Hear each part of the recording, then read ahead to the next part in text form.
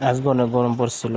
তো আমার চাচাতো ভাইয়াকে বললাম আর ভাগ্নারে বললাম চলো আজকে আম ভর্তা করবো।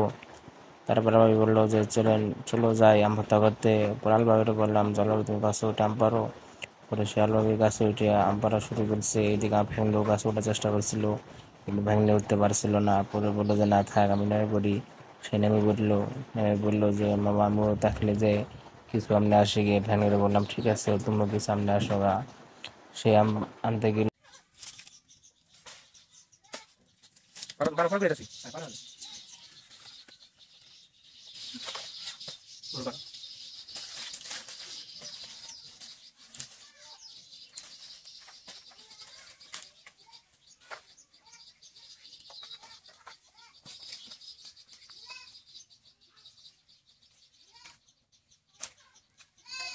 আম পাড়া শেষ। তারপর আমার ভাঙলেকে বলে দিলাম, ভাঙলে আম ছিল, সে এখন আম ছিলতেছে। আম ছিলা হয়ে গেলে তারপরে সে আমগুলো টেবে নিয়ে যায়। আমগুলো ভালোভাবে সে ধুতেছে। সে 2 থেকে 3 বার আমগুলো ধোয়া হয়ে গেল।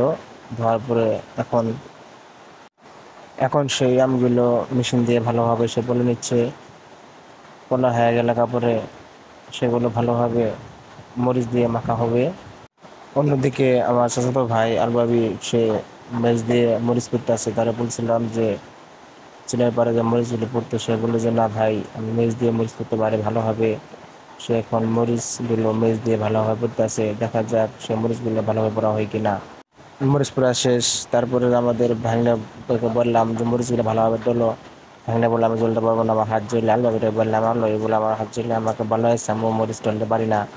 অবশেষে আমার ভাগ্নেরে দিয়ে মরিচ ডলাইলাম। সে মরিচ ডলা পরে চিনি লবণ এগুলো দেওয়া হচ্ছে। আম ভর্তা করা শেষ হয়ে গেল।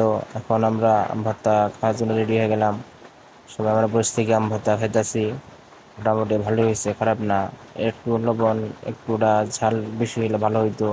পরে বললাম যে থাক এমনি খাই, আর কি করা যাবে।